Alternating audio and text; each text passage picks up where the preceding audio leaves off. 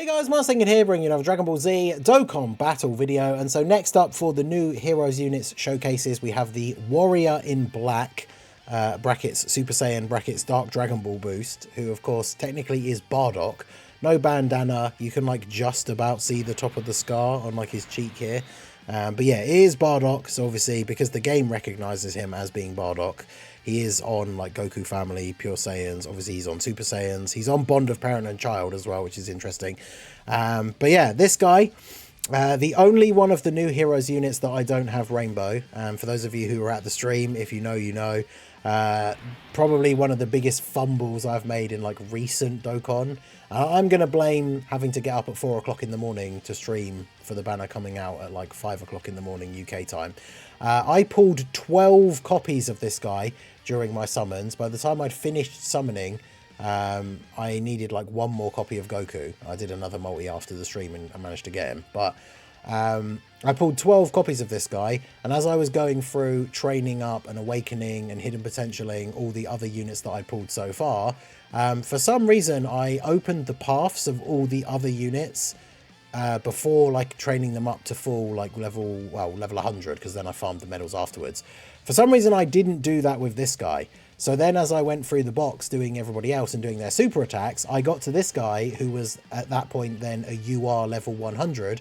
So I then just fed all of the spare copies in to get him to SA10, thinking that I'd already opened his paths, only to then realise that I hadn't. So fortunately I pulled 12, because if I'd only pulled 10, he would only be 55%. But I'd pulled 12 copies, so I still had 2 spare, so I was able to get him to 79%. But I'm not summoning on the banner anymore. Everyone else is rainbowed. I'm not summoning on the banner just to get 2 copies of this one unit specifically, especially because from reading his kit, it feels like he could be the worst out of the 5, but who knows. Plus, at the end of the day, even if he turns out to be decent, like 2 dupes is fine.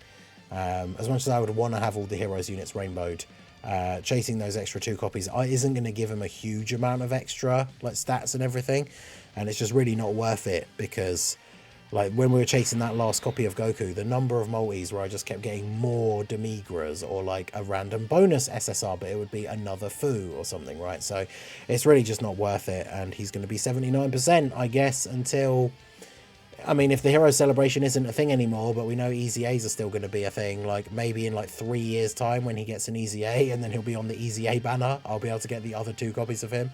But yeah, other than that, he's going to be 79%. So just like all the other sub leads, other than Goku, he has a 130 lead, and his is Super Saiyans. His super attack effect is greatly raises attack and defense for 1 turn, supreme damage, and greatly lowers attack and defense. So he's got a decent super attack effect. And then his passive is key 2, attack and defense 150, medium chance to crit, additional 100% attack and defense when attacking. Then he gets an additional 150% attack and chance to crit 30% when attacking if the enemy is at 70% or less HP. Another 150 attack and chance to crit 30% if the enemy is at 40% or less HP. Then he also gets another 50% attack and launches an additional super when the target enemy is in attack down, defense down, stunned, or sealed.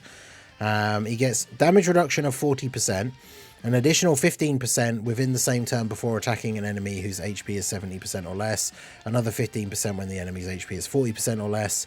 Then he gets an additional 100% attack and defense and an additional super guaranteed for the rest of the battle if he delivers a final blow. So final blow mechanics kind of suck, but they did at least give him the ability to kind of help finish off a weak enemy by getting all this extra attack and crit chance. There's going to be situations where this is going to be bad and you're just never going to see him get these extra buffs, but I did say when talking about his kit when everything was revealed that he's probably going to be the most effective if you have him on turn 2 instead of turn 1, and that's exactly what has happened for us here, where his first appearance here is on turn 2 and Videl is basically dead. So just in case, I don't think Goku, because Goten has tons of HP, I don't think it's possible for Goku to like 1-turn him here, but just in case I'm going to attack Trunks, because now that means that Bardock is 100% going to kill Videl here, so he is going to get the finishing blow. And then because he's going to be attacking her, obviously it's in slot 1, if we had him selected to attack her, because it would be before attacking an enemy who's at, you know, 40% or less HP, that means he would have 70% damage reduction. But the problem with that is that, look at his start of turn defense, 100k. So even with 70% damage reduction, we're not putting him in slot 1, not with 100k defense. Like, that's ridiculous.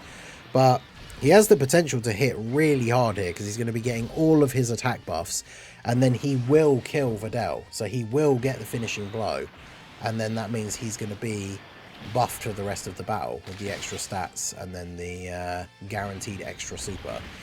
But yeah, Goku taking quite a lot of damage in slot 1 in this event is not really...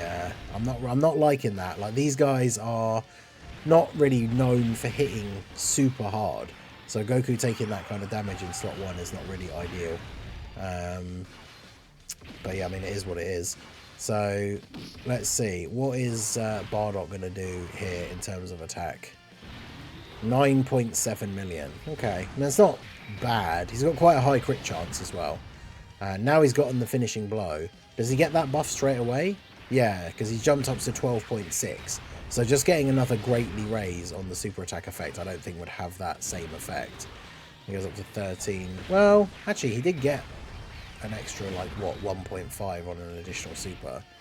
So that's interesting, because I'm assuming he gets that extra buff as soon as the finishing blow actually happens, right? So in a stage like this where there are multiple enemies, then I'm assuming it should actually just come into effect straight away.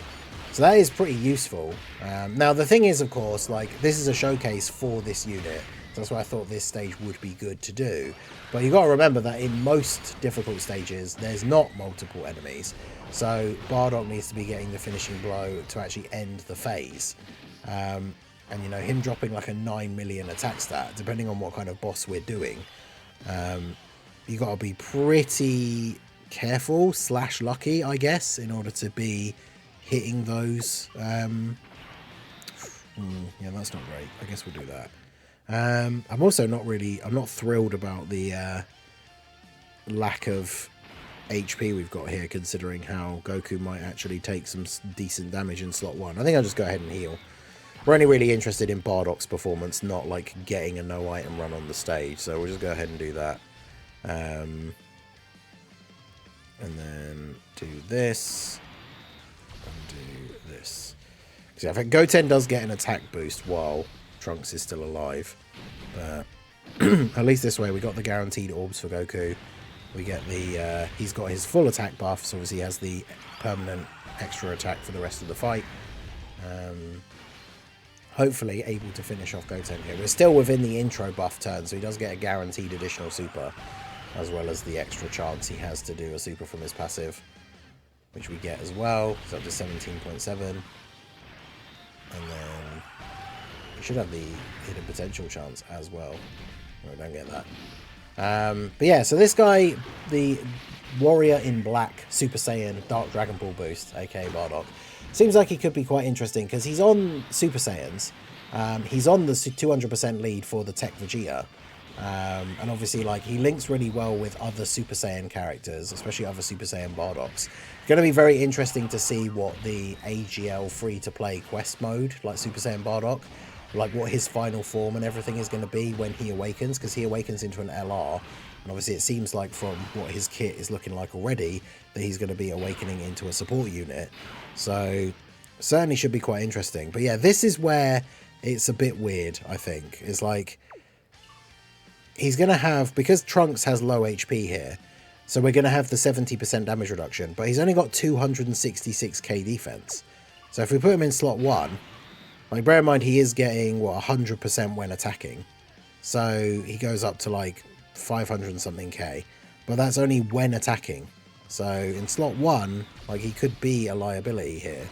But, I mean, I'll see what happens. If Trunks immediately super attacks, that's going to be really annoying. But yeah, so he takes double-digit damage, that's fine. And then 12.8.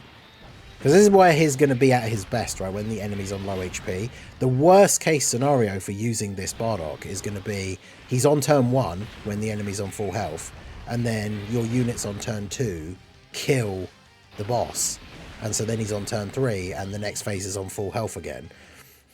Or if you're floating him, depending on what team you're using him on, like, it just, you could end up getting stuck in a cycle where he's only ever on rotation when the enemy has like full HP. And then obviously in those kind of situations, like, he's not going to look very good.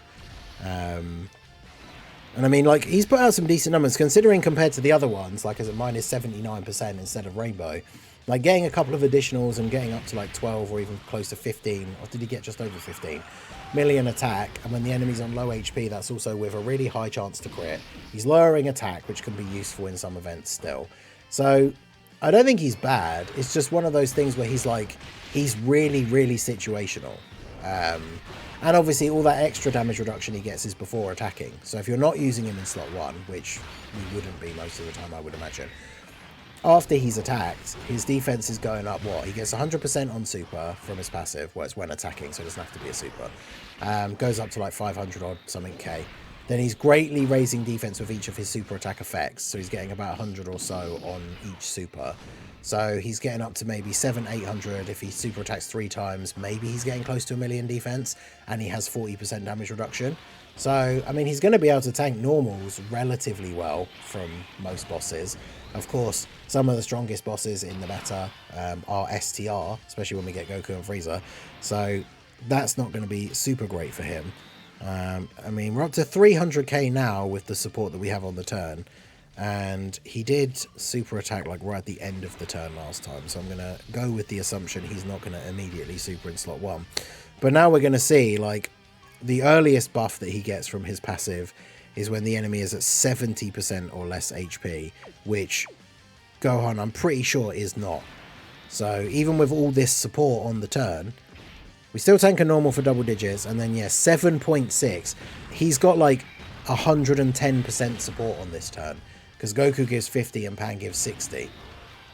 Although I guess, yeah, see, when he then does damage, Gohan then drops to 70% or less, then he attacks again, so then he's attacking the enemy when their HP is 70% or less, so the buff does actually activate mid-turn. So if you were able to get, like, I don't think he could do enough damage to actually see that all in one turn, but he could do the 7 million, hit them to drop them below 70%, and then it went up to, like, was it 14 or 13? Then hit that one, hit so hard it drops them below 40, and then he would jump up to, like, 18, 19, maybe even close to 20, with all this support on the rotation, like this turn in particular. So the fact that it can activate mid-turn is good, but again, it still underlines the fact that his worst case scenario is when the enemy's on full HP, because even if he gets 2 or 3 supers off, depending on how much damage he's able to do with those supers, then chances are he isn't dropping the enemy even to 70%. Maybe with like the 3rd super he is, so the 3rd super is doing a little bit of extra damage, but he's definitely going to be a unit that in certain situations is going to look really good. Like if you're floating him or you're using him in slot 2 on a certain team, and he's pretty much just always coming onto the rotation when the enemy is at like half HP or less, he's going to look pretty decent on those turns.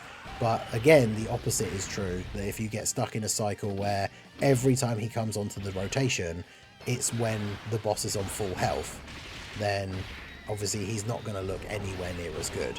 So he's going to be, not only is he not going to look anywhere near as good, but he's then potentially going to be a liability with like his post-super defense. You can't use him in slot 1, realistically, in, I would say, any difficult content. Like, even if you get into the thing where like the enemy is below 40% HP, so he has the 70% damage reduction. I mean, we saw him with a turn with 110% defense, and he was only at about 300 odd K defense.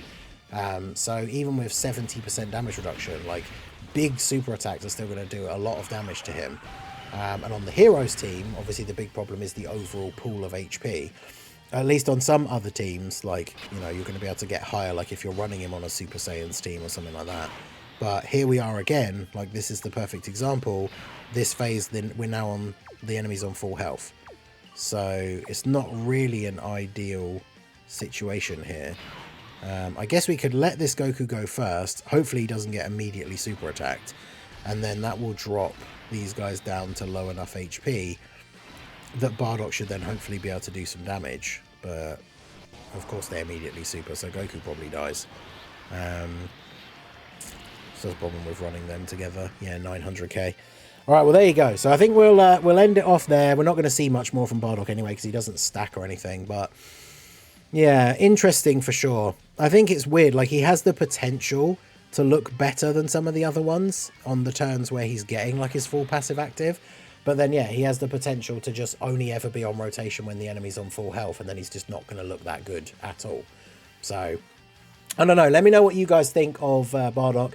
Let me know a story down below where you've made a terrible mistake / fumble with your units. I literally cannot believe I've been playing this game for so long, making content on this game for so long, and the fact that I fed those units in without opening his paths. And obviously, like I say, I'm not going to summon on the banner anymore, so now this guy is stuck at 79%. I'm super frustrated with myself that I managed to do that, but it is what it is. So let me know your guys' thoughts and your fumbles down below in the comment section. So that is going to be it for the video, guys. This has been the Masked Ningen. Smash that like button, subscribe to the channel if you are new. Check out the links down below, and I will see you all again soon. Have a good one.